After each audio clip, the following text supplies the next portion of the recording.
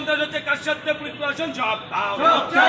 কারণ গত police commissioner এই যারা পাচারকারী এবং যারা সমাজবিরোধী তাদের খোলা হাতে তাদের সমাজ বিরোধিতা করতে সাহায্য করেছে বলেই সাধারণ মানুষ দেখতে পাচ্ছে। ক্রমাগত শহরে বেড়ে চলেছে অপরাধমূলকের ঘটনা, পাশাপাশি নেশাখোরদের স্বর্গরাজ্য হয়ে উঠেছে শহর শিলিগুড়ি।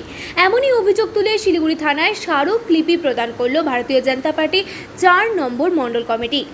বুধবার শিলিগুড়ি থানার শহরের বিভিন্ন এলাকায় অপরাধমূলক কাজের বিরুদ্ধে এবং দুষ্কৃতীদের দৌরত্ব দমন করতে পুলিশের কাছে আর্জি জানানো হয় বিজেপির পক্ষ থেকে।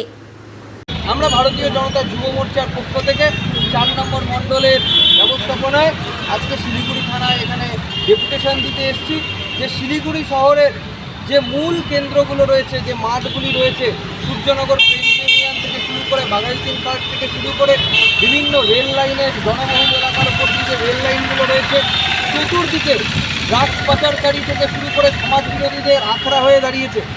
এই যে আখড়া, সেই আখড়া একেবারে খুলেআম চলছে।